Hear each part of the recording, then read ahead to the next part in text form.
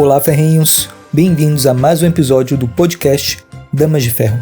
E hoje eu estou aqui com meu camarada Irineu. Oi, tô ótimo, melhor agora com a presença de vocês.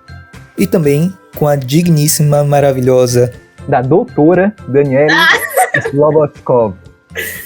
Olá, ferrenhos! Como vocês estão? Eu não sei se é do leste europeu, parece. Quando eu coloquei no Google Tradutor, apareceu que era da Croácia, alguma coisa assim. É soviético. Assim? Soviético? Sem ironia. É porque os meus avós, eles vieram na época que era ainda a União Soviética, e Daniel Ganef Slobotkov. O Ganef hoje em dia é búlgaro, e o Slobotkov hoje em dia é romeno. As regiões lá que são separadas. A minha mãe foi esquecida no baile. A pobre coitada, não tem nada no nome dela. Então posso chamar de camarada também, né? Pode. Pra combinar. Então, ela que é advogada, bacharel em Direito pelo Centro Universitário Antônio Eufrásio de Toledo, coordenadora local do Students for Liberty Brasil, diretora de eventos do Clube Damas de Ferro e coordenadora responsável do projeto Relações Institucionais Brasil-África. Bem-vinda, Daniele. Me fala aí, como é que você tá? Tô muito bem, melhor agora, no meio desses dois homens maravilhosos aqui. Obrigado. Mas antes de seguirmos com o podcast, vamos começar com nossos recados iniciais?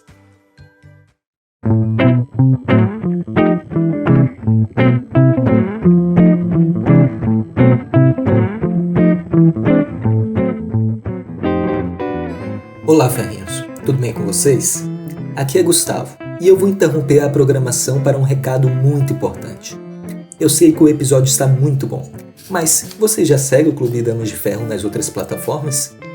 Siga @c.damas de ferro em todas as redes sociais. E se gostar, compartilhe e apresente a alguém que queira conhecer mais das ideias de liberdade a partir das grandes autoras liberais.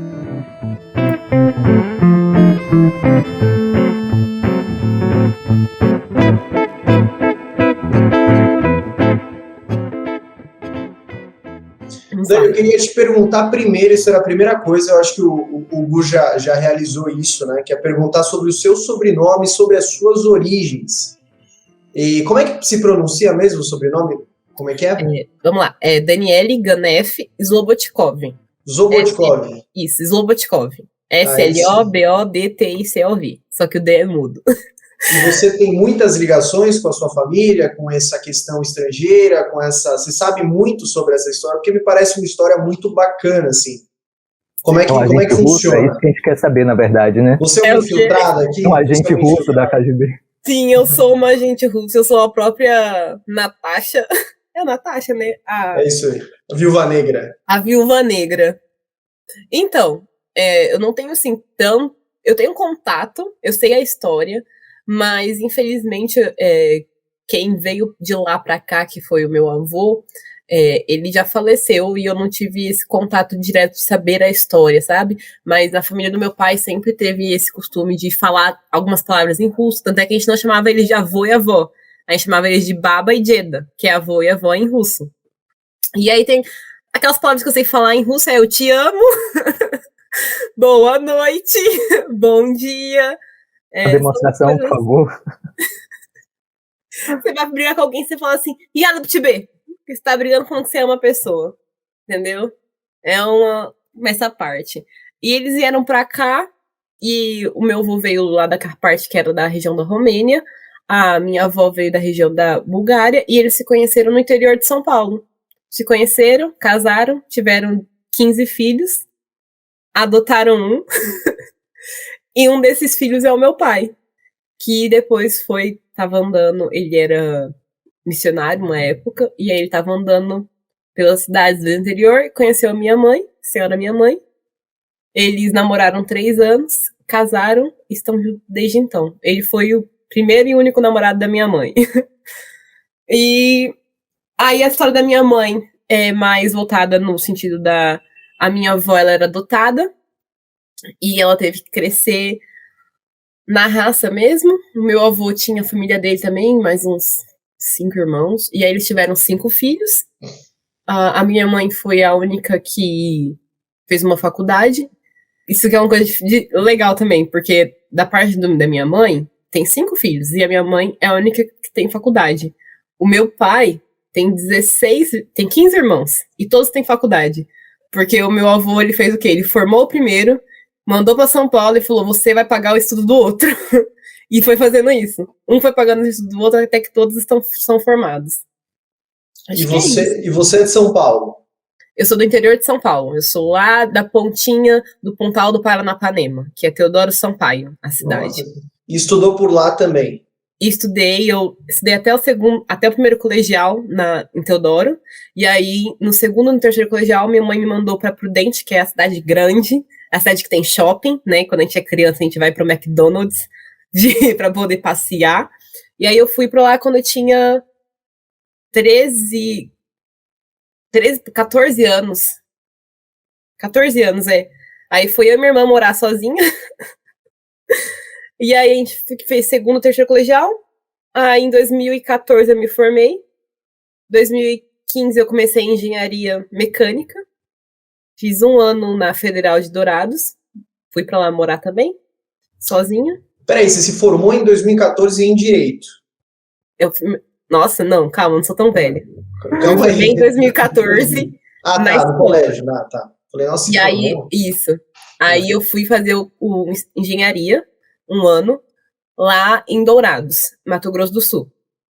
Fiz 1 ano de engenharia mecânica, larguei, e comecei direito em 2016 e me formei em direito no final de 2020.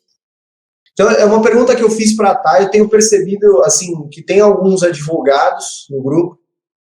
A Thay não é advogada, mas eu sei que a Esté é. A Esté é também, assim como você. Tudo uma raça ruim. Eu tenho advogado em casa, eu sei como é que funciona. Nossa, então você sabe que é tudo raça ruim. Não, mas ela consegue ser um pouquinho pior, que ela foi para a área acadêmica. Eu amo a área acadêmica. Advogada e professora, então piora tudo ainda. É uma mistura. Mas, inclusive, eu estou no escritório dela aqui com um monte de livro. Tem um livro de direito internacional, aqui, sociologia geral e tal, essas coisas. E eu queria saber por que direito. Na verdade, por que engenharia primeiro e por que direito depois? Porque, assim, para mim, são 2 áreas, assim, claro, são conhecidas, mas parecem áreas completamente opostas. Uma é mais para a área de exatos, mas não, né? Completamente área de exatos, e outra para a área de humanas, assim, beirando a sociologia, trazendo um pouco de filosofia, falando de ser humano. Como é que você foi de uma coisa para outra, assim, do negócio meio numeral para um negócio racional, assim, um negócio de emoção, de filosofia, de ser humano? Então, essa é uma pergunta que todo mundo faz também, porque é uma mudança bem radical. O que acontece? Eu era muito boa em matemática. Eu amava matemática, amava fazer conta, eu gostava da conta mesmo, eu não gostava de física, química, eu gostava de fazer conta, sentar e fazer conta, sempre gostei. E aí eu decidi fazer engenharia, prestei meus vestibular, passei. Só que durante a faculdade de engenharia, eu tinha eu tô gostando disso, mas eu não tô amando, não tô sentindo tesão, sabe? E eu tenho um exemplo na minha casa, que é a minha mãe. A minha mãe, ela é formada em farmácia, e ela abriu a farmácia dela. Ela é empresária, microempresária. E lá na cidade que eu cresci, ela sempre trabalhou muito. A farmácia vai fazer 20 anos agora, fez 20 anos em novembro de existência. E eu sempre via ela chegando em casa, cansada, reclamando de estar com dor, de estar cansada. E eu nunca entendi por que ela ia ainda todo dia trabalhar e atender as pessoas, porque ela era dona. Ela poderia dar o descanso para ela. Ela não precisava trabalhar até sábado, 9 horas da noite. Ela não precisava disso. Mas ela fazia. E teve uma vez que eu virei pra ela e falei assim, mas mãe, você tá reclamando sempre. Por que você não pega férias? Ela falou assim, porque eu amo o que eu faço. Então, eu faço isso porque eu amo. Posso sentir dor, mas eu tenho prazer em fazer essas coisas. Eu tô falando aqui da minha dor, mas comparado ao recompensa que eu tenho a conversar e ajudar e fazer as coisas que eu gosto, é muito pequeno. Isso ficou ecoando na minha cabeça. E na engenharia, eu tava sentindo que eu gostava daquilo, mas eu não sentia esse tesão que eu via que a minha mãe sentia. E eu comecei a imaginar muito como que eu vejo a Dani daqui 10 anos. Como que eu quero estar trabalhando? E nessa visão do futuro, eu não conseguia me ver como isso encaixava em engenharia. Eu comecei a entrar em uma crise, né? Já tô aqui na faculdade, mudei para outra cidade, fiz a minha vida mudar de cabeça, e eu vou ter que de novo mudar de cabeça porque, não estou amando o que eu faço. Porque sempre houve, ninguém ama o que faz, isso e aquilo. E eu tinha 16 anos quando entrei na faculdade. Eu era muito nova. Então tinha todo esse peso. E quando eu pensei assim, mas como que eu quero me ver? E eu me via toda linda, bonita, produzida, entrando no meu lugar. Sabe aquela pessoa que entra assim com poder? Que você fala assim, nossa, olha isso daí, e mexe com coisa, mexe com aquilo. E eu me via muito mais nessa sessão de escritório. E eu não sei por que eu me via nisso, mas eu me via mais nisso. Eu pensava, como que isso pode ser na engenharia? E eu não conseguia conciliar ainda mais engenharia mecânica. E meu pai é advogado, só que ele é advogado e funcionário público. Ele trabalha na Câmara Municipal de uma cidadezinha lá do Paraná, cidadezinha que tem 3 mil habitantes, sabe? Aquelas cidades pequenas. Então eu tive um pouco de contato com a advocacia, mas eu sempre gostei muito de ler. Então, assim, minhas duas paixões sempre foi matemática e leitura. Eu sempre amei ler. E eu via que talvez eu conseguiria ter mais essa minha visão de futuro, da Dani do futuro, da Dani de 10 anos, estando dentro da área do direito. E aí eu arrisquei. Poderia dar tudo errado, eu poderia não gostar também e fazer outra faculdade depois, mas eu arrisquei no direito. Entrei no direito e comecei a ter as aulas, comecei a estudar, a pegar pra ler, e comecei a falar, não, isso aqui é uma coisa que eu tô gostando, eu tô achando massa. E aí eu fui pra essa faculdade, que é uma faculdade privada pequena lá do interior, porque como eu já tinha feito as públicas, minha mãe falou assim, não, vai agora, faz uma aqui perto de casa, senão vai que você vai de novo lá pra puta que pariu, e aí, né? Eu falei, não, beleza, mãe. Eu entendo o seu receio, porque eu tenho a camiseta de engenharia. Tanto é que no primeiro ano de direito, meu pai falou assim, não, você vai comprar nada não. Faz o ano, vê se vinga. Aí eu falei, não, beleza, vou ver se vinga. E aí, lá na área do direito, eu fui estudando um pouco aqui, um pouco ali, fui cada vez mais me encontrando dentro dessa área do direito. E me formei, e eu tenho essa sensação de que eu me formei na coisa certa. Porque eu realmente gosto. Quando eu posso até reclamar, falar que advogado é uma desgraça e tudo mais, porque é.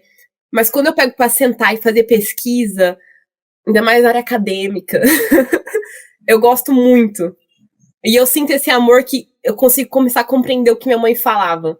E eu comecei a compreender isso durante a faculdade, durante esse meu curso na faculdade. Porque eu costumo pensar e falar que eu falo sozinha também. Durante a faculdade, eu entrei em alguns grupos de estudo de direito internacional, direitos humanos, e eu comecei a gostar muito dessa parte de pesquisa. Eu fiz uma observação consultiva para a Corte Interamericana de Direitos Humanos, ela foi publicada e tudo mais, e eu comecei a gostar muito disso. E teve uma competição na faculdade que foi também uma chavinha que fez virar. Eu costumo falar que tem pontos-chave da minha vida. Um deles foi na faculdade de engenharia, quando eu vi que eu tinha que fazer o que eu amava, que eu tinha que ir atrás do que eu amava, aliás. Nem ia fazer, porque eu não sabia se era aquilo, não. Mas que eu tinha que ir atrás. Essa competição também foi um desafio, porque foi uma competição de direito internacional amplo, totalmente em inglês. E o meu inglês foi básico, eu nunca fiz curso de inglês. Foi sempre ouvindo música assim, né? Do passado, ouvindo um Hey Soul Sister.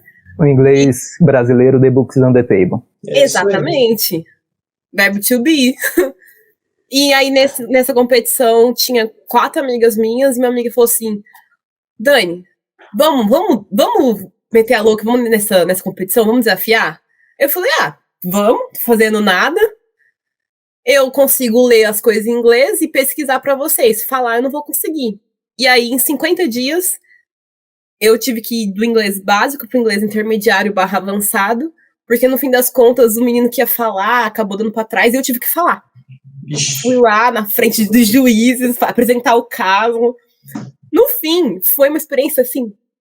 E a gente ganhou os memoriais que a gente escreveu de defesa, a gente ganhou em 4º melhor do Brasil inteiro. Então, assim, foi uma vitória muito grande.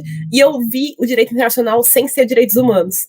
Comecei a conhecer o direito internacional, direito econômico internacional. Comecei a falar, não, isso aqui é legal também. Então eu fui me completando, fui entendendo o que eu gostava, o que eu sentia prazer de fazer ao longo da faculdade. E aí, quando a gente voltou dessa competição, a gente criou um grupo de estudo todo em inglês, eu e minhas amigas. Vamos fazer isso. A gente começou a fazer esse grupo. Aí depois um outro amigo meu tinha um projeto de grupo de estudo que chama Direito, Economia e Liberdade, que estudava sobre autores liberais. Eu comecei a ver um pouco mais disso também na faculdade, lá em 2017, mais ou menos. E aí, quando eu fui encaixando todas essas coisas, fez assim, nossa, isso é muito, muito real, eu preciso muito estudar isso. E me levou até onde eu tô aqui. Me levou na minha tese de conclusão de curso, que foi sobre investimento estrangeiro como instrumento de desenvolvimento e as dificuldades do sistema brasileiro. Me levou a estar aqui, hoje em dia, indo atrás de um sonho, porque eu sou muito assim, né? Vai acontecendo as coisas e eu penso, não, tá na hora de desafiar. Quando eu chego numa parte que tá numa zona de conforto, eu penso, tá bom demais, eu posso parar aqui, ou eu posso sair da minha zona de conforto e começar do zero tudo de novo. E, normalmente, até hoje, eu tô sempre escolhendo sair da zona de conforto.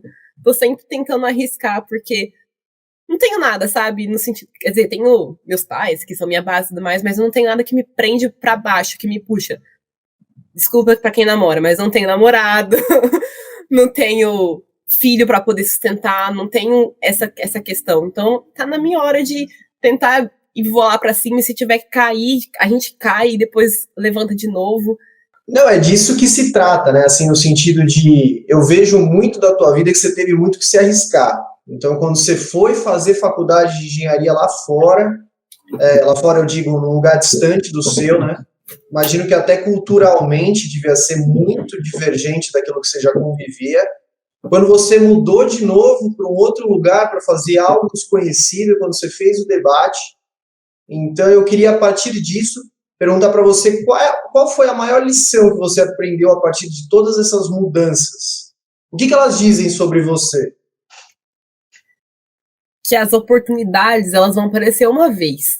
E se você não sentir que está pronto, você tem que agarrar elas mesmo assim. Porque você se prepara lá. Porque ninguém nunca tá pronto, sabe? Ninguém tá pronto para poder começar alguma coisa. Nada que hoje em dia é um sucesso começou quando as pessoas estavam prontas.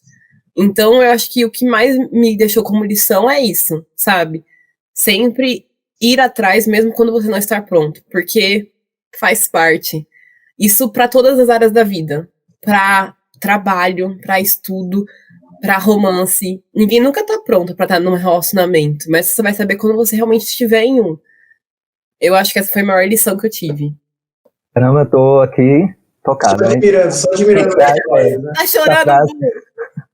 Tá caindo uma lágrima. Tá caindo uma lágrima. Essa história emocionante. Então, eu tava conversando com o Michael Page e ele quer saber se você quer adaptar sua história de vida lá pra Marvel, criar uma nova personagem. Eu vou fazer um TED Talk. Você não tá sabendo? Fui chamada esses tempos aí.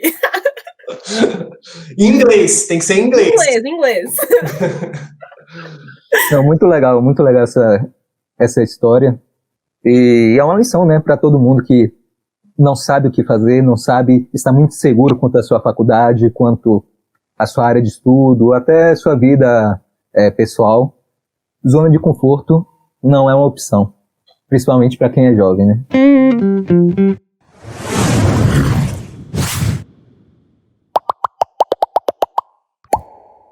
Agora eu ouvi uma parte que você falou que entrou em um grupo de estudo de direito, liberdade, algo assim, investimento.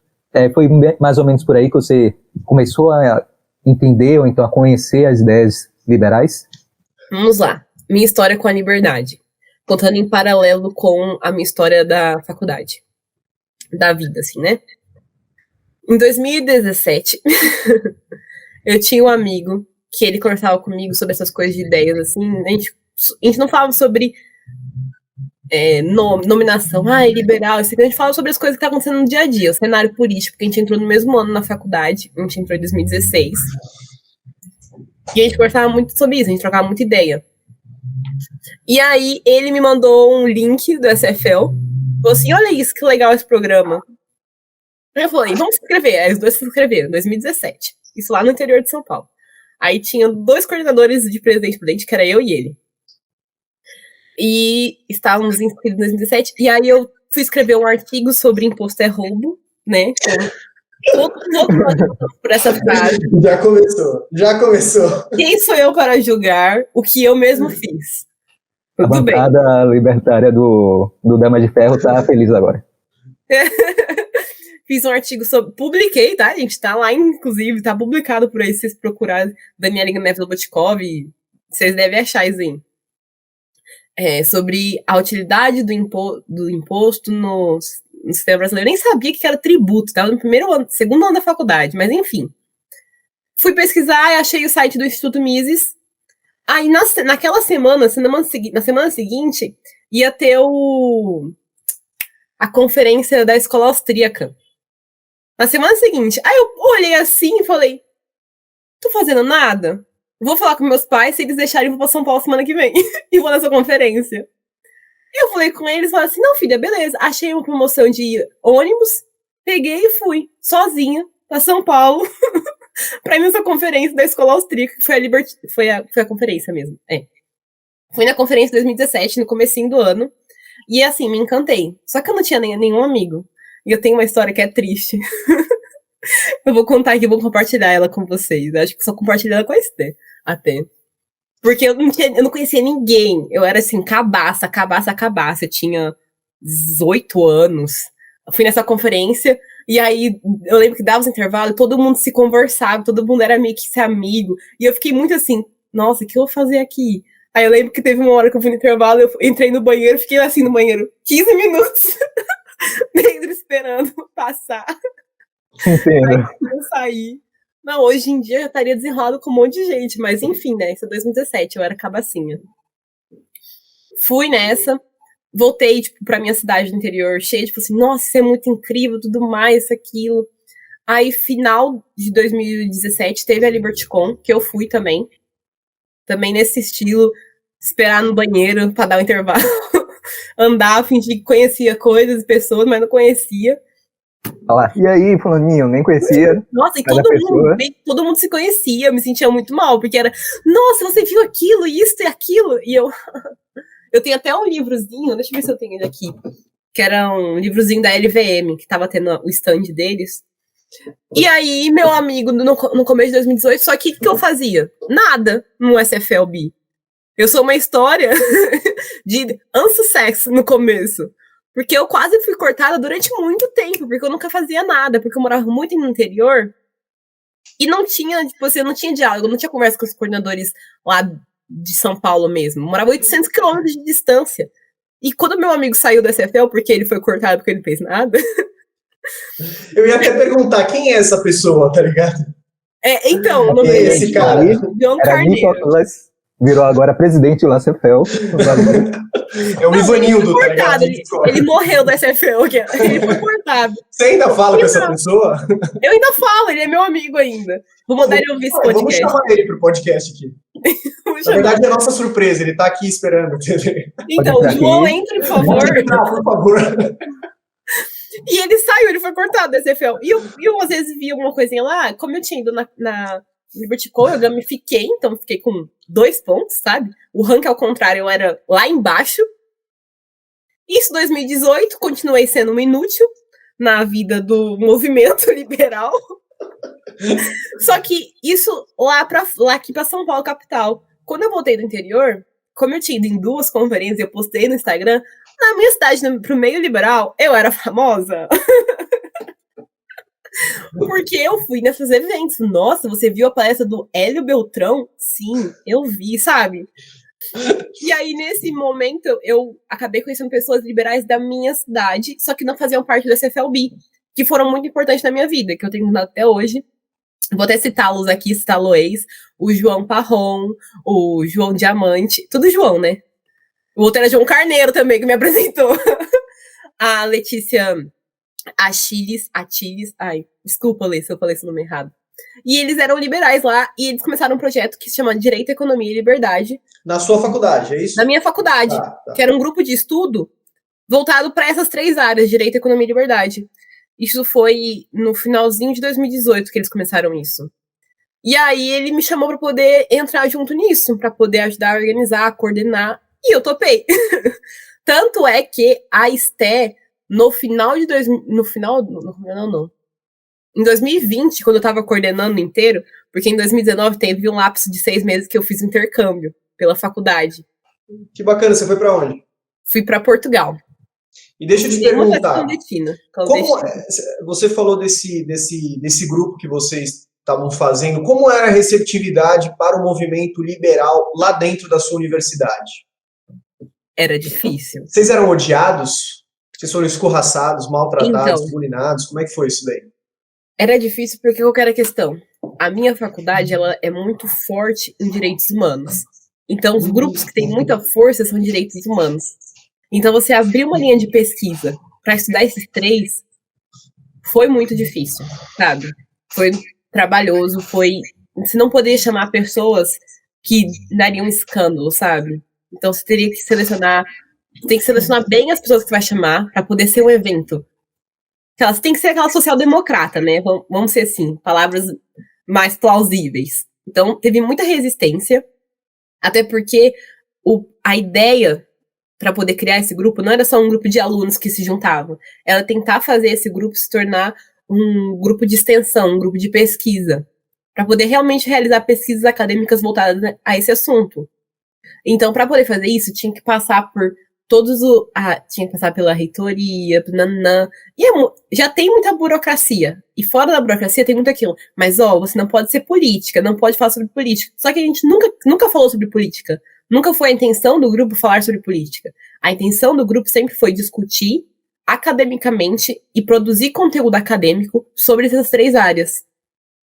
Essa sempre foi o intuito do grupo. Tanto que dentro de lá saiu vários artigos científicos sobre isso. A gente teve casos tem um congresso da própria faculdade, né, que publica coisa, chama ETIC, que o nosso grupo publicou, todo mundo lá publicou um artigo.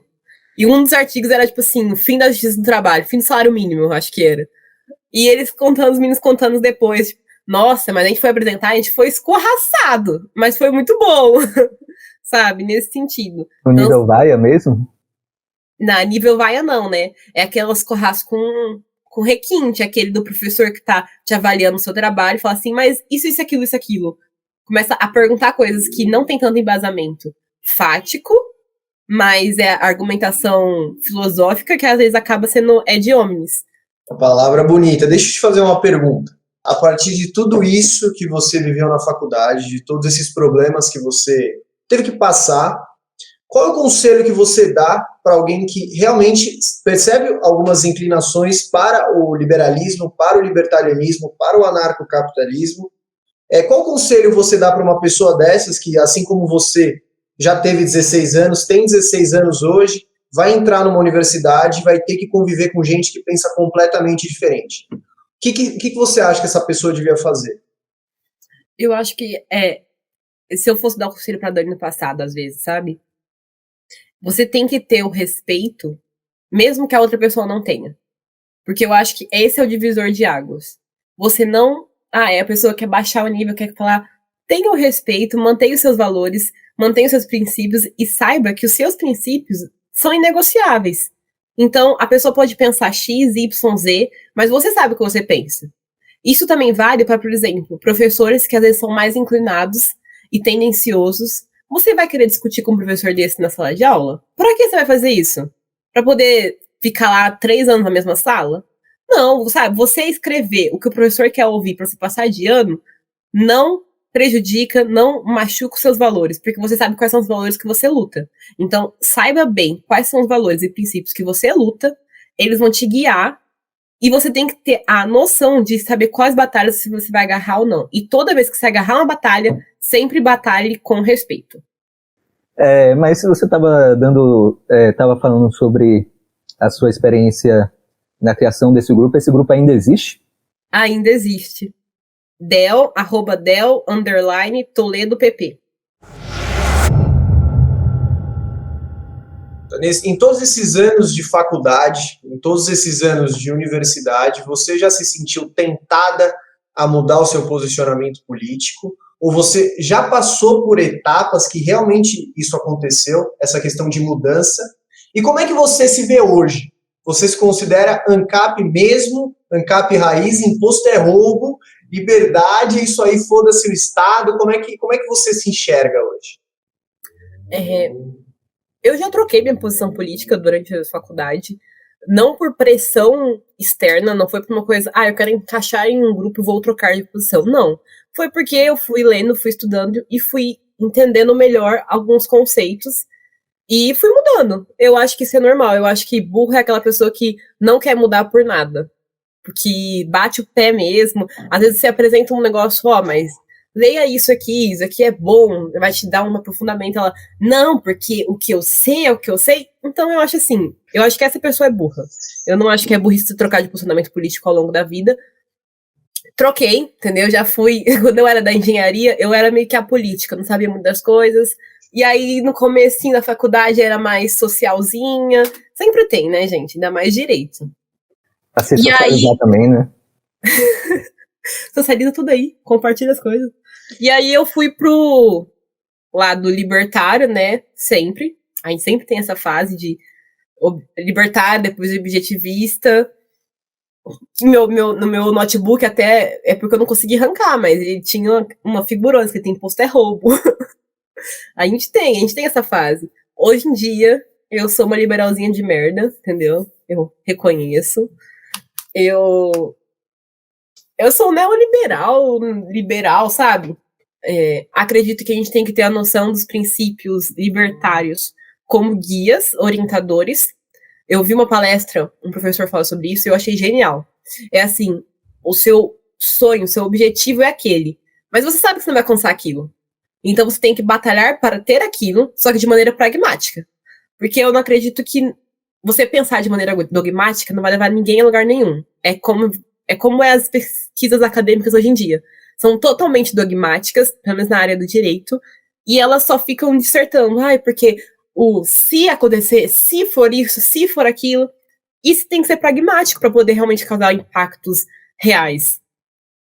Então eu tenho essa visão mais pragmática da realidade de, hoje em dia, o que dá para melhorar, o que dá para poder tirar um pouco da função do Estado que o Estado não sabe fazer, mas ao mesmo tempo, vamos olhar a população e vamos ver que a roda já tá andando, ninguém vai sair do mesmo ponto que já tá, porque já saímos, entendeu? Não tem como você falar que a minha realidade, tudo que eu tive, graças a Deus, foi porque minha mãe ralou muito para poder conseguir o que ela tem, estudou, quem passou a fome foi meus pais, para eu não passar. E eu espero que no futuro, se eu vier a ter filhos, eles tenham muito mais do que eu tive.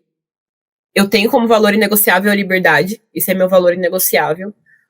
Porém, dentro do dia a dia, da politicagem, você tem que aprender a fazer concessões pontuais que não comprometam seus valores inegociáveis. Essa é a minha visão. Eu gosto quando tem esse ódio libertário pelo Estado, mas esse pragmatismo e esse ceticismo liberal. Então, essa junção entre os dois é muito importante para qualquer um. Você já compartilhou esse tipo de pensamento antes com algumas pessoas, certo? Você já, assim, uma seara um pouco pessoal, desculpa se eu estiver entrando no assunto um pouco pessoal, mas você já teve alguns problemas com amigos, assim, de perder pessoas que você gostava justamente por causa de opiniões políticas? Eu não tive. Nunca teve? Não sei se é porque eu sou muito legal, se é porque eu sou muito bonita.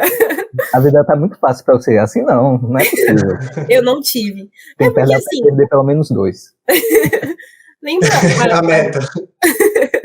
Lembra que a gente conversou que você daria conselho pra uma pessoa jovem de 16 anos, que eu falei, mantenha o respeito? Os meus amigos, eu tenho muitos amigos que pensam totalmente diferente de mim. Só que eu sempre tratei eles com respeito. E eles sempre me trataram com respeito. Porque, assim, eu penso que isso é amizade, sabe? A amizade é aquela pessoa que você pode conversar sobre todas as coisas. E não só sobre política. Tem colegas que, realmente, já falaram mal de mim na faculdade. Entendeu? Mas isso não é amigo meu. Isso é colega que eu nunca nem ouvi falar, mas que falou que eu era, nossa, aquela liberalzinha, nananã, sabe? E eu nem sabia quem que era a menina. E falou mal de mim. Então, assim, não faz diferença na minha vida, não impacta. Agora, pessoas que eu tô lá no dia a dia, que eu vou na casa almoçar. Eu tenho uma amiga que uma vez eu entrei na casa dela sexta-feira à noite pra terminar um trabalho, saí sábado de noite pra pegar minha roupa, voltei depois sábado de noite no outro dia na casa dela de novo. E ela é de esquerda. Porque a gente não conversa só sobre isso. Então, amigos, eu nunca perdi por questão política. colegas, perdi, mas aí é colega, sabe? Não faz diferença na minha vida. Uma aula de maturidade da parte de Daniela, hein? Gostei, hein? Você é uma pessoa que você está entre os diversos ambientes da política, diz que tem amiga de esquerda, tem as amigas liberais que a gente sabe quem é, né? A gente conhece. E eu queria te fazer uma pergunta. O que você acha que a esquerda pode ensinar para os liberais e o que os liberais podem ensinar para a esquerda? Se algum dia, metafórico, a gente não viver nessa polarização absurda, se a gente sentar para conversar, o que um pode ensinar para o outro para fazer os dois crescerem e melhorarem, tanto como ideologias quanto como pessoas? Simples e reta, direta. A esquerda pode ensinar para o liberal marketing e o liberal pode ensinar para a esquerda economia. Muito bem. Simples. Direto e reto. Só queria dar um adendo. Uma coisa que eu acho legal da esquerda, falando nisso, sim, é que a esquerda sabe falar com o jovem. A gente se perdeu. Eu falei isso para a Thay, e o Gu ouviu, eu falo isso para vocês. A esquerda está falando de signo, a esquerda está falando de trisal, a esquerda está falando sobre questões de gênero, sexo, drogas, está falando sobre... Não que eu seja... só pense em sexo e drogas, não é só isso. Eu também penso em trisal. Também penso em trisais, assim. Mas, assim, a gente está falando de taxa Selic, a gente falta falar um pouco de coisas que sejam sexy, que tem, tesão envolvido, sabe? E a gente se perdeu. Eu não sei se eu concordo tanto, sabia? Como Vou discordar. Não sei se eu concordo tanto com o seu posicionamento. Por que você discorda? Conte pra mim. Porque você olha quem é a base eleitoral de algumas pessoas, é só adolescente / criança que tá vindo para se desenvolver. Por exemplo, Bolsonaro é um extrema-direita, mas a base eleitoral dele é criança, é pessoas que não têm noção. Anarquista. Tem algum anarquista aí acima de 29 anos? Não. Tem. Não. Eu acho que públicos, o jeito que os liberais atingem os jovens é diferente do jeito que a esquerda atinge jovens.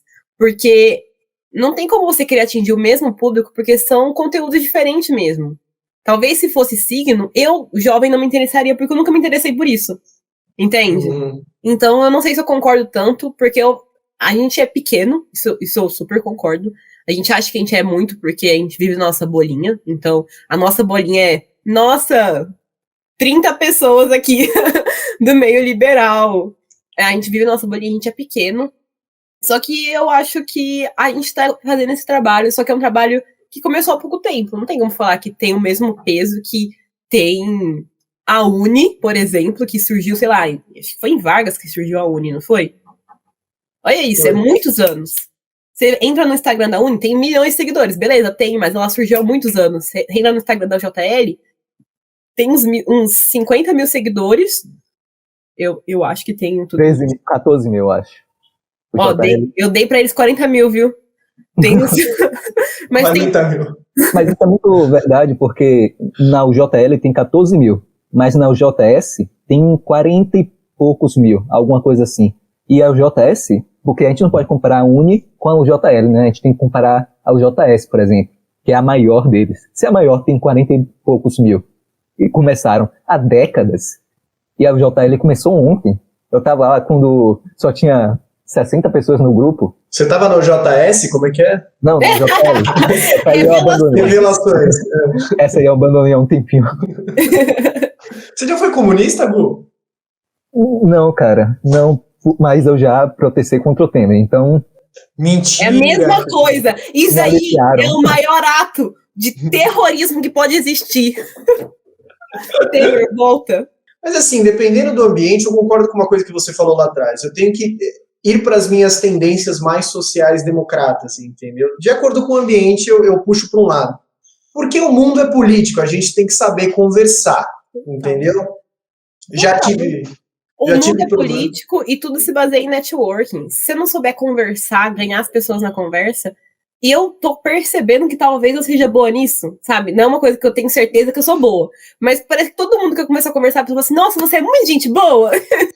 E deixa eu te fazer uma pergunta, quem foi que levou você para esse caminho? A gente sabe da questão do grupo e tal, mas teve algum autor específico que você pegou e falou, nossa, pica, mano? Nossa, que cara foda, assim, que cara ou que mulher foda, assim, nossa, concordo demais, assim. É aquela questão do match ideológico. Quem é a pessoa que você tem match ideológico? Tá, é porque assim, eu gosto muito de algumas pessoas, algumas ideias, mas eu acho que eu não concordo 100% com ninguém. Eu sempre fui muito de pegar pontos específicos. Eu nunca fui uma... Ai, nossa, eu sou 100% Iron Range, eu sou 100% Stuart Mill, sou 100% Hike. Não, só que eu sempre gostei muito de pegar várias ideiazinhas, até porque eu nunca li completamente todas as obras de todo mundo. Como eu sou da área acadêmica, vou falar que eu sou da área acadêmica, tá, gente? Mesmo que eu não seja. Como eu sou da área acadêmica, para escrever artigos, eu sempre aprendi muito a ver. Eu abro o livro, vou no índice, vejo que me é de interessante e vou e leio. Então eu fui conhecendo os autores mais ou menos assim na construção dos meus artigos. Então tem ideias específicas dos autores que eu acho sensacional. Mas eu não acho que eu tive um match ideológico assim, nossa, essa pessoa pra mim é Deus no céu e ela na terra. Ou no inferno, né? Dependendo da autora ou do autor. Mas deixa eu te perguntar, a sua área acabou sendo mesmo direito internacional ou você acabou indo para outra? Então, essa é uma pergunta boa, porque essa é uma pergunta que eu ainda estou me fazendo. Eu estou nesse processo de construção de quem é a Dani advogada. Eu ainda fico meio assim, advogada? Nossa, eu sou advogada. E eu sou 460285, esse é meu número da OAB, gente. Aí sim. E eu lembro quando eu me formei, eu sempre gostei muito de direito internacional, voltado para o lado econômico. Só que quando eu vim aqui para São Paulo, eu fiquei assim, linda, eu não consigo trabalhar com isso porque a minha experiência só é acadêmica, não é parte prática. E, ao mesmo tempo, eu preciso ganhar dinheiro, eu preciso ir atrás das coisas. Então, eu tô, assim, numa fase que eu não consigo falar com uma concretude para você o que você está trabalhando atualmente. Porque eu não tô descobrindo o que eu quero. Eu tô mandando currículos para a parte contratual e para a parte de LGPD, que é a Lei Geral de Proteção de Dados. E eu tô começando a estudar um pouco mais sobre direito de tecnologia. Porque, assim, apesar de o meu amor ser internacional, quando eu fiz o meu intercâmbio para fora, eu fiz as matérias de extensão de direito internacional, tanto privado quanto direito internacional público. Todas as minhas áreas de pesquisa eram relacionadas a isso. Eu tenho um amor muito grande por essa parte. Só que não basta só isso. Uma das palestras que a gente teve no treinamento nacional de liderança foi sobre...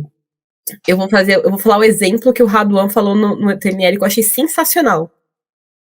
Que é assim, tá? Eu e você, Irineu, lá no Ipira. E aí chega uma pessoa e me dá um tiro. E aí você vai procurar ajuda e chega o Gustavo com uma faca na mão. Você não conhece o Gustavo. E ele vai abaixar pra poder ir me furar. E você vai virar pra ele e você vai perguntar o quê pro Gustavo? Por que você tá furando ela? Não, você vai dar um chute na cara. Tem que já... Situação. Ele vai dar uma cadeira. Sei lá, eu ia chorar, eu ia chorando. Ele está chorando. Não, calma, tem um porquê. Você ia perguntar pra ele, você é médico? Você tem qualificação pra isso? Tá. Ninguém nunca segue o roteiro. Eu acho que toda vez que eu conto essa história, ninguém segue o roteiro. Você ia perguntar se ele era médico, se ele tinha qualificação. E aí ele ia virar pra você e falar assim, não, eu não sou médico, mas eu sou uma boa pessoa. Eu trabalho, eu estudo, eu vou atrás das minhas coisas. Eu sou uma boa pessoa, pode confiar. Eu quero ajudar. Você ia virar pra ele e falar assim, sai daqui, você é louco. Você não ia deixar ele me furar, porque ele não tem qualificação. E aí ele falou assim, na vida, vocês que estão sentados aí, são um louco com a faca na mão pro mundo. Não adianta nada você falar que você tem uma boa intenção, que você tem um bom coração, se você não tem qualificação, se você não mostra o que você é, o que você tem. E aí isso foi assim, ai meu Deus do céu, eu sou uma louca com a faca na mão, que acabei de sair da área acabei de me formar, e tô indo assim, gritar pro mundo, gente, eu sou muito boa, por favor, alguém me contrata. Mas ninguém tá ligando pra minha intenção, pro meu coração. O pessoal liga pra qualificação. E não é que eu não sou uma pessoa desqualificada. Não, eu não sou, eu sou uma pessoa qualificada, só que durante a faculdade eu me voltei muito pra área acadêmica, de pesquisa, e acabei negligenciando a parte de estágio. na área privada. Eu fiz 4 estágios na minha faculdade, mas todos na área pública. E foi o suficiente para eu entender que eu não quero seguir na área pública. Então não foi ruim, sabe? Todas as coisas na sua vida você consegue tirar aprendizado. É só você olhar bem para aquilo e você consegue tirar um aprendizado. Então, assim, as minhas experiências foram em área pública. Isso me prejudicou atualmente no mercado de trabalho que eu tô. Só que isso não vai me impedir, sabe? É uma coisa que é uma fraqueza, mas toda fraqueza tá lá pra gente poder fortalecer e transformar em alguma coisa boa. Então eu vim pra cá, apesar de eu querer trabalhar na área internacional, eu sei que provavelmente é uma parte difícil de começar agora. Então o que eu tenho que fazer é, que eu também aprendi isso no Treinamento Nacional de Liderança. O Treinamento Nacional de Liderança do SFLB mudou a minha vida, e nem é zoeira, nem é não irônico, porque me fez vir para São Paulo e me fez ter todos esses insights que eu tive. Que é, você tem que olhar quais são os problemas que existem no mercado que você pode solucionar. Qual problema você pode apresentar uma solução? E aí, eu vi 2 problemas.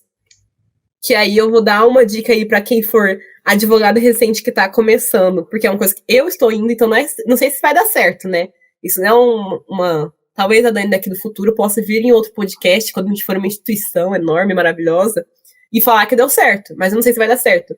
Mas o que eu vejo como 2 problemas do mercado é dados, porque a Lei Geral de Proteção de Dados entrou em vigor em 2020, no ano passado, então tá muito recente, e todas as empresas vão ter que se adaptar. E eu tenho um conhecimento sobre isso, porque eu comecei a dar uma pesquisada, tanto é que eu publiquei um artigo sobre, que foi o que você deve ter achado, Gu. A Lei Geral de Proteção de Dados, ela é o quê? Todos os dados que existem, eles são tratados, e o usuário, ele é uma pessoa que é hipersuficiente na relação, ou seja, o que isso quer dizer? Ela é a mais fraca da relação. Então, para proteger esse usuário que estava tendo os dados deles vazados, usados em coisas que não eram para ser usadas, spam, abrir cartão de coisa, teve um monte de coisa de vazamento, de link, até mesmo se a gente pode fazer relação para o que aconteceu nas eleições, fake news, porque eles usam os dados, coletam esses dados, fazem tratamento disso e utilizam da maneira que eles querem, que era o que acontecia antes da LGPD entrar em vigor. Hoje em dia, com a LGPD entrando em vigor, a forma como é feita a coleta, o tratamento de dados deve ser bem especificado no contrato de política de privacidade, que é aquele que a gente aceita, sabe? E isso não pode mais só aceitar. Tanto é que você pode até ver hoje em dia, quando você vai entrar, tem uns 3 aceites, sabe? Aceita, aceita, aceita. Aquele que ninguém lê, né? Esse mesmo. Tá. Esse que ninguém lê. Eles arrumaram de um jeito que ficasse mais simples da pessoa ler. E se a empresa não se adaptar, ela pode tomar uma multa de até 50 milhões de reais. E isso já aconteceu lá na Europa. No meu post lá no Instagram, gente, eu explico certinho a origem da LGPD e a relação dela com a RGPD, que é o Regulamento Geral da Proteção de Dados, que é a razão da LGPD existir. Eu não vou ficar me aprofundando nisso aqui, senão vai ficar muito de direito esse podcast. Enfim, essa é uma área que eu vejo que é um problema e que eu posso fornecer uma solução. Então, eu estou tentando trabalho nessa parte. E a outra parte, que é um problema que eu vejo que eu posso apresentar uma solução a longo prazo, é direito de tecnologia, que seria o quê? Contratos inteligentes, essa parte de blockchain, que existe, mas vai crescer muito mais. E eu tô começando a estudar sobre isso um pouco para poder conseguir apresentar uma solução no futuro. Então, por mais que eu ame direito internacional, eu tenho que ser realista e ver qual que é o problema que existe atualmente no mercado. E eu vejo que são esses 2. Então, é isso que eu tô procurando hoje em dia, eu trabalho aqui em São Paulo. Vou te fazer uma pergunta, assim, em cima da LGPD. Tá. Que, para mim, assim, eu não sou advogado, eu não entendo muito disso, é a primeira vez que eu tô ouvindo falar sobre isso. Mas, assim, eu vou te perguntar. A LGPD, ela está sendo exercida pelo Estado em empresas privadas, cobrando delas que elas tenham um melhor tratamento dos dados dos clientes. Tô certo? Até aí, beleza. Quando se trata disso, pelo menos assim, o que eu vejo de fora, e vejo com uma visão até ultraliberal, não é a minha, mas estou vendo com uma visão ultraliberal, não seria uma intervenção do Estado nas empresas privadas? Será que vale a pena? Será que essa relação não poderia acontecer apenas entre o indivíduo e a empresa, ele como consumidor e ela como provedora? Sim, é exatamente isso que você falou. E essa é uma das críticas que eu faço também à LGPD em geral. Tanto é que eu sentei para escrever um artigo com o Kaique sobre isso, porque as empresas, todas as regras que existem na LGPD, são regras que já existiam no conselho dos contadores lá, né, que tem a OAB e tem o órgão que controla o contador, contabilidade. E eles tinham que seguir aquelas regras já. Então já meio que existe, é como se fosse uma lei sobre uma lei, só que dá um pouco mais de trabalho porque você tem que readaptar. Entende? Então, essa é uma crítica porque, além de se readaptar, os dados, eles vão ser recolhidos pela ANPD, esse é o nome, que é a Autoridade Nacional de Proteção de Dados. Então, os seus dados também vão para o governo checar para ver se as empresas estão tudo certo. Então, assim, essa é uma crítica que existe, é uma crítica pertinente. O que acontece é que se eu existisse, por exemplo, também só do usuário para a empresa, poderia, além disso também, uma solução seria ser para empresas, dependendo do tamanho de número, sabe? Dependendo do tanto de dados que é recolhido. Porque uma coisa é uma empresa como o Facebook, que tem acesso a muitos dados, como o Meta, né? Que tem acesso a muitos dados, não realizar esse tratamento, e aí todo mundo se ferra. Outra coisa é aquela empresa que acabou de abrir um e-commerce, que tem que se adaptar, senão vai levar multa também. Então, assim, acaba sendo 2 cenários diferentes, só que é muito mais difícil para a empresa pequena, para o pequeno empreendedor se adaptar a essas regras, e ele vai sofrer o mesmo tanto que uma grande empresa, sabe? Essa é uma outra crítica que eu faço também. Eu acho que esse é o momento de fazer críticas à LGPD, porque acabou de entrar em vigor, sabe? Então a gente não sabe muito para onde vai, para onde está indo. Então o momento para se fazer críticas é agora, porque a gente está começando a construção de própria jurisprudência. O que é jurisprudência, para quem não entende? É uma decisão que veio, foi a favor de alguém ou contra alguém, isso faz uma jurisprudência. Então a gente ainda não tem muitas jurisprudências sobre a LGPD, porque ninguém ainda entrou na justiça para poder, nenhum usuário entrou na justiça contra uma empresa. Então a gente tem uma noção. O que a gente pode olhar e observar são o que aconteceu lá na Europa, porque já tem uma lei muito semelhante com isso lá na Europa, e ver o que está acontecendo lá, para a gente poder ter uma noção de como vai acontecer aqui, e aí assim conseguir trabalhar. Porque é uma intervenção do Estado, é o Estado que vai acabar pegando seus dados, no fim das contas, só que já existe, sabe? Não tem muito pra onde correr. Sem teorias da conspiração, mas será que essa não é a intenção também? Gente, eu não sou tão teórico da conspiração assim. Não, você quer entrar na teoria da conspiração? Uma coisa assim, que a teoria da conspiração, não concordo, tá? Já vou falando isso, mas é uma coisa que às vezes tá lá sentado, você pode ficar pensando, esses dados vai para a Autoridade Nacional da Proteção de Dados, que faz parte do governo, que indica o presidente. O presidente do poder consegue ter acesso aos seus dados e consegue fazer manipulações de tratamento de dados no sentido de mandar propagandas mais atrativas, mandar fake news para pessoas que estão mais tendenciosas a cair nessas fake news. Tudo isso é um cenário, como você disse, conspiratório, porém possível. Essa LGPD é para todo mundo e está meio que impedindo de empresas pequenas que têm que se adaptar a essas novas regras, essas novas leis, a entrarem no mercado, né? O que essa multa de 50 milhões é até 50 milhões, até as empresas pequenas vão ter que pagar essa multa. É até 50 milhões no máximo, só que daí isso é só para dar um susto no empresário e ele querer contratar uma advogada, mas a multa é adaptada ao patrimônio da empresa também. Mas como é que a gente vai fazer para aplicar esse tipo de coisa em um país como o nosso que não tem educação, um país como o nosso que, por exemplo, existem muitos comércios locais? Eu falo aqui de uma cidade do interior, você também é de uma cidade do interior. Como é que eu vou falar para um sujeito que tem um restaurante pequeno, familiar, que quem cozinha é ele, a esposa, quem atende a filha, que agora ele está começando a entrar na internet para poder aumentar a margem de lucro dele, que já não é tão grande? Como é que a gente vai trazer esse tipo de coisa? Não é institucionalizar muita coisa e o nosso país não comporta esse tipo de coisa. Como é que o Estado pretende realizar isso? Multando? O triste fim da realidade brasileira, né? É aquelas, infelizmente, o que acaba acontecendo, assim, vou para a parte pragmática do que acontece no dia a dia, é que esse pequeno empreendedor, quando ele vai começar a entrar nessa parte de e-commerce e tudo mais, ele acaba contratando uma empresa especializada nisso, que é o adequado, e essas empresas já sabem mais ou menos que elas têm que se adaptar.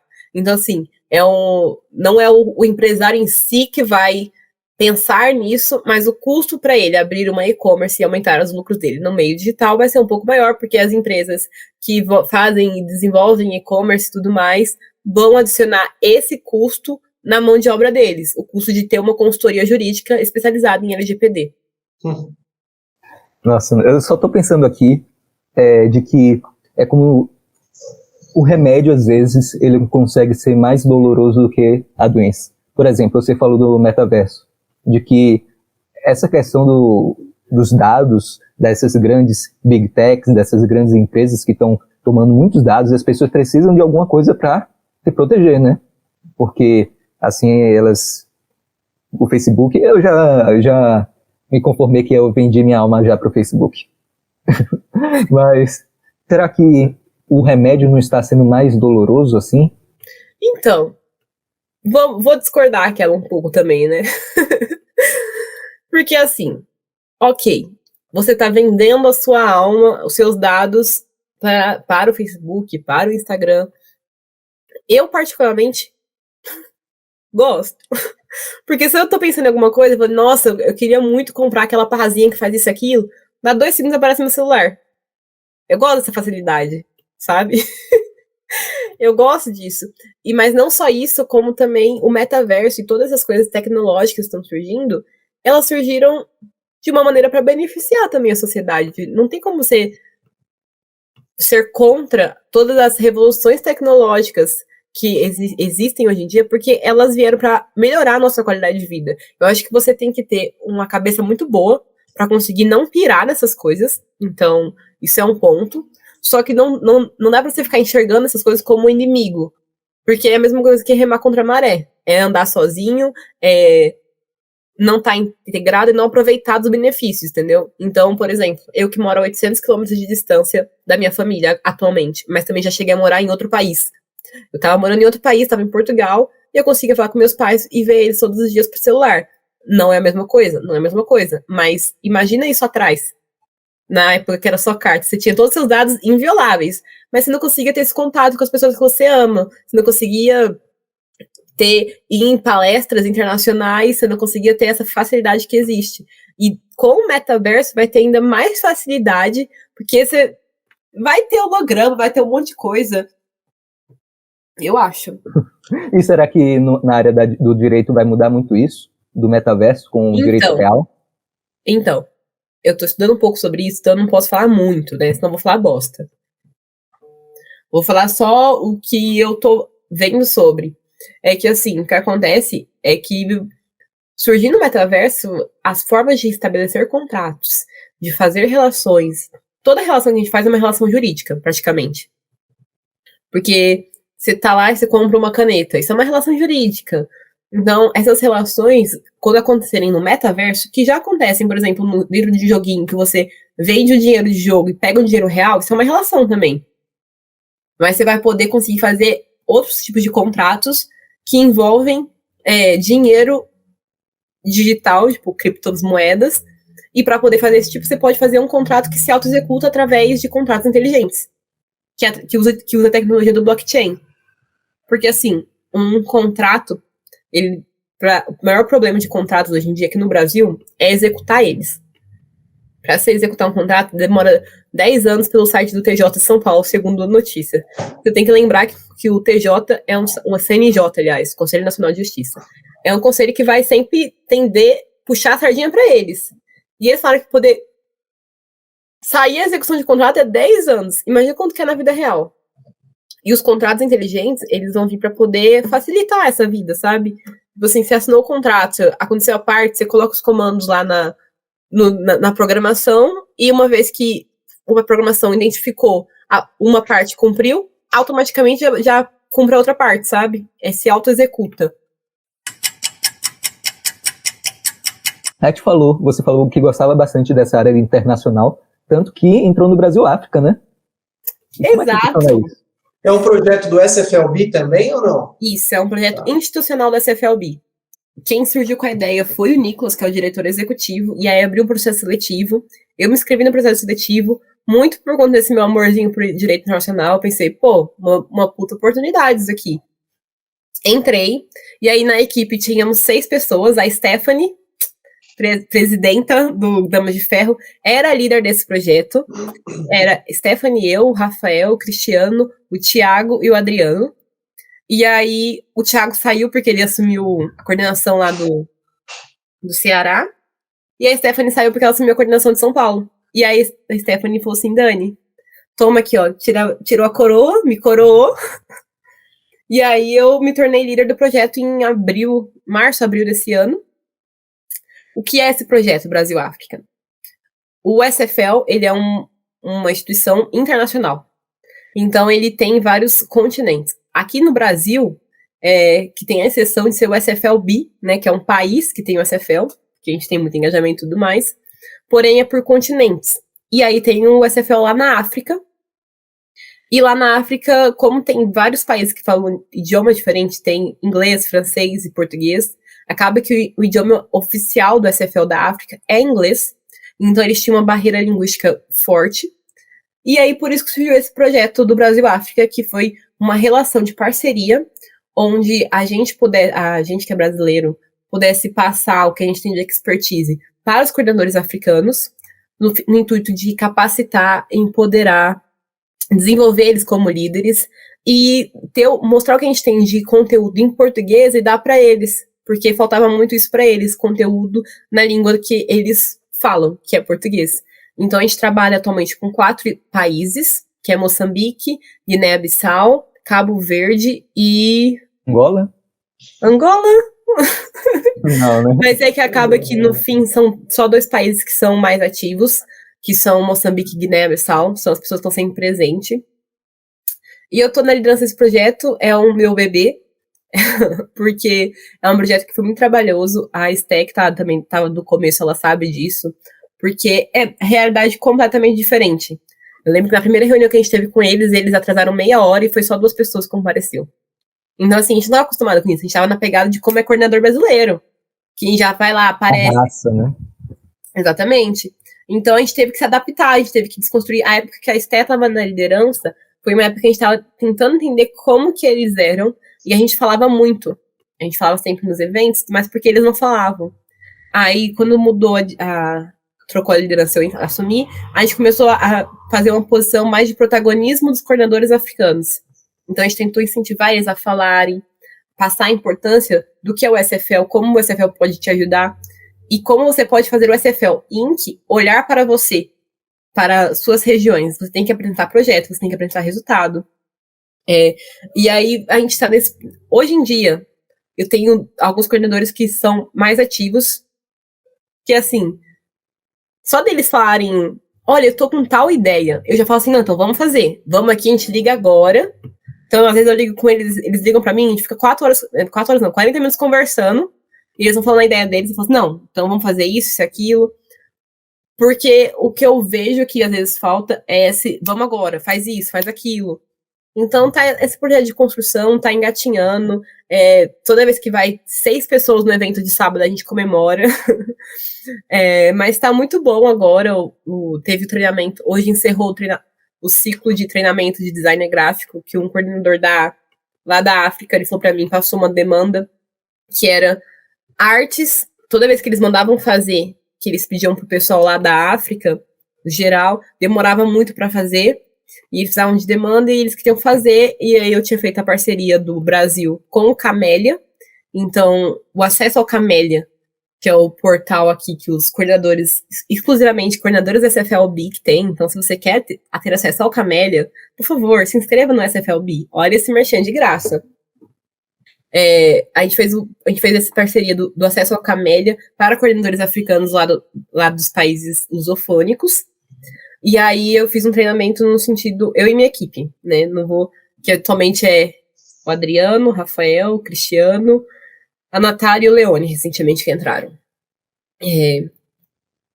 Esse treinamento se consistiu em 3 etapas, que foi realizar o curso que tem no Camélia, que é do Beabá Design Gráfico, o segundo que foi uma aula para poder mostrar como que faz o Canva, como que mexe no Canva, e a terceira aula que foi uma mentoria exclusiva com a Brand Manager do SFLB, que é a Raíssa, que encerrou hoje.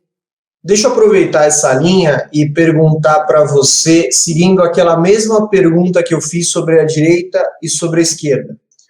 O que foi a coisa mais legal que você aprendeu com essa galera? E o que você acha que eles aprenderam com vocês também? Como é que foi essa troca? Qual foi o principal conhecimento? Acho que um só é muito pouco, mas o que vocês aprenderam nessa relação que está sendo construída aí? Primeiro que esse choque de culturas, eu amo fazer esse choque de culturas, porque essa fusão de culturas, de diferenças, você sempre aprende muito. Porque você entende como a sua cultura é pequena, no sentido de ela não é única. Então, tem coisas que você pensa que é do seu dia a dia, mas para outra pessoa é um absurdo, sabe? Lá eles são muito tradicionais.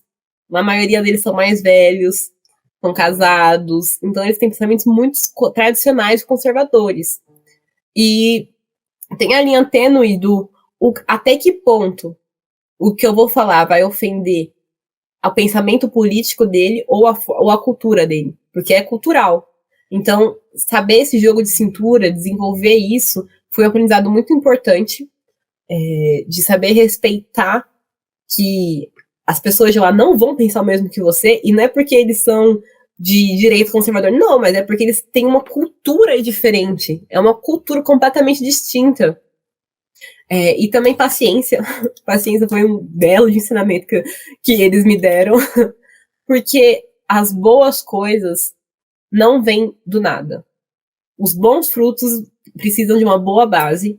Você faz uma boa base, você vai esperando, e vai esperando mais um pouco. E quando você está sem paciência, você vai ter que esperar um pouco mais. Isso foi um ensinamento muito grande, e não desistir das pessoas. Do mesmo jeito que o Kaique, quando eu tava pra ser desligado lá em 2019, 30 mil vezes, não desistiu de mim, eu não posso desistir dos coordenadores da África, só porque, ai, nossa, mas eles não estão aparecendo no encontro, nossa, mas eles não estão respondendo no grupo do WhatsApp. Eu também não fiz isso no começo. Então, quem sou eu para julgar? E alguém não desistiu de mim, e hoje eu consegui estar onde eu tô, sabe? Estou num grupo maravilhoso, que é o Damas de Ferro, porque eu não vou falar palavrão, sabe? Estou na parte da gestão com pessoas incríveis, fui no treinamento nacional, fui no treinamento regional, tive a oportunidade de estar guiando aqui, falar com pessoas da África, tudo isso porque alguém lá atrás não desistiu de mim. Então eu tento sempre ficar pensando nisso, toda vez que eu penso em falar, nossa, putz, tá ligando aqui pra mim, 5 da... Já teve gente que ligou 5 da manhã por causa do fuso horário. Nossa, tem que atender isso aqui, mas formar conexões, é difícil já formar conexões aqui no Brasil, pessoas distantes, tipo, a gente, que se a gente não estivesse na gestão, e se falasse sempre, a gente não ia ser amigo, porque é muito difícil ser amigo só pelo grupo do Zap do SFLB, sabe? É difícil. Então, imagina você formar essa conexão, estando a um continente de distância.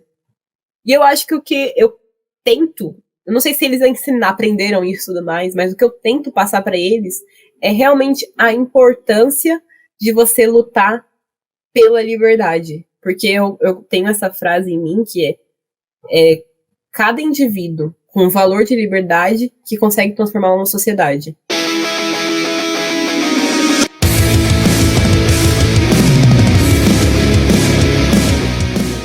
Falando em liberdade, também uma conexão para o próximo evento. Para você, existe limite na liberdade de expressão? Não. Pra mim não existe. Toda liberdade. De expressão, a fala não deveria existir. Entendeu? Hoje em dia aqui no Brasil existe. Mas é um risco que a gente corre de dar esse poder para quem tá legislando, que são pessoas que você não faz ideia de quem tá lá fazendo suas leis, de uma hora ou outra virar a chavinha e falar o que você... E transformar uma fala sua em um crime. Por isso que eu acho que não existe esse limite. Porque quando você traça esse limite, você vai estar colocando muito poder na mão de quem está legislando. Essas pessoas com muito poder, uma hora é quem você gosta, outra hora não é. Até 2014 era quem o pessoal gostava. 2016 teve o impeachment, mudou. 2018 teve eleição, mudou. Hoje em dia ninguém gosta de quem tá, mas tá lá. Entendeu? Ninguém sabe o que vai ser no futuro. E eles têm muito poder. Exato. Inclusive, eu gosto muito da filósofa Dilma Rousseff, em que eu sempre gosto de citar ela. Quando eles vão colocar uma meta de palavras que nós não podemos falar, ou então como nós não podemos falar. Depois, quando chegar essa meta, eles vão dobrar essa meta. Depois dobrar a meta. Exatamente. Então, citando ela também, ninguém vai ganhar. Ninguém vai perder. Ninguém vai ganhar ou perder. Vai todo mundo perder. É isso aí. Porque quando você traça um limite para a liberdade de expressão, você também está silenciando. Você está traçando um limite. Eu vi essa referência aí. Você viu essa referência? Você pegou essa referência? Peguei essa referência.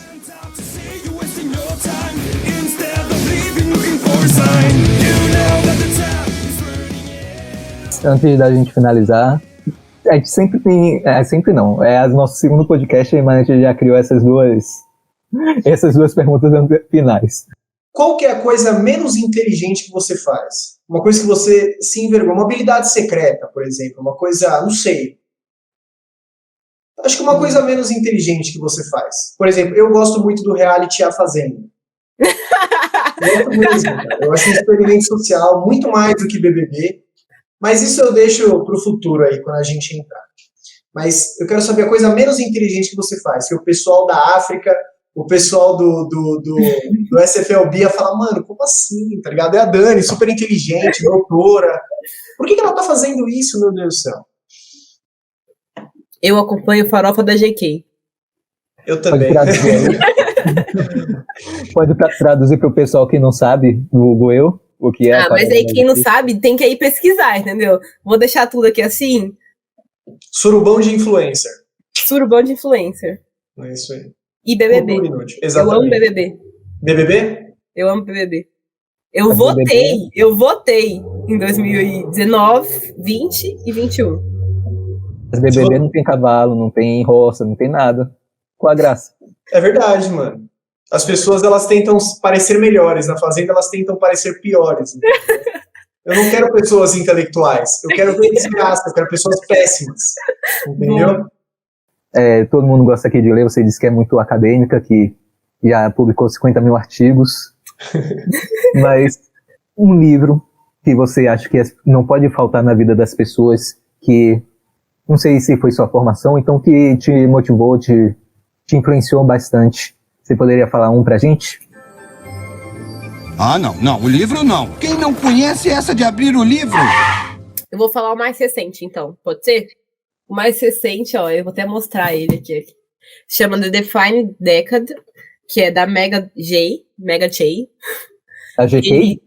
GK, então, ela é muito boa, né, influencer. Ele tem um PDF na internet.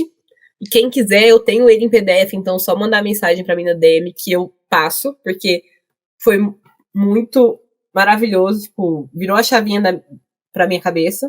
Quem indicou esse livro pra mim não foi pra mim, foi na palestra do Treinamento Nacional, o Rafael Demolin falou desse livro, e quando ele falou desse livro, os pontos que ele falou, eu falei assim, tem que mudar pra São Paulo. Então, esse livro eu indico, ainda mais se você tem entre 20 e 30 anos, leia este livro. Ele é maravilhoso. Ele é em inglês. Eu não achei ele em português.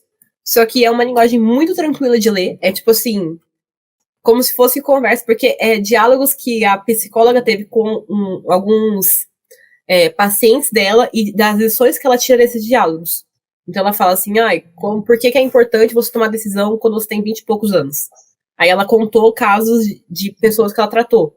Então é sensacional. Eu indico de olho fechado. No meu último post no Instagram, inclusive, se você arrastar, tem o nome do livro. No último post.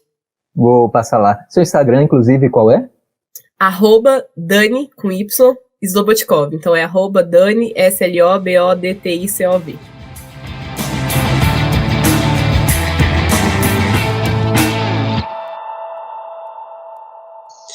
Bom, gente, eu queria agradecer todo mundo que aí teve a honra de ouvir tudo que a Dani tem para falar. Vou dizer para os senhores que com certeza a gente vai ter mais um, que a gente vai ouvir, vai tirar tudo que essa mulher incrível tem para ensinar para a gente, que não é pouca coisa. Galera, queria agradecer do fundo do meu coração, foi um papo muito gostoso, é o nosso segundo, com certeza a gente vai ter vários aí.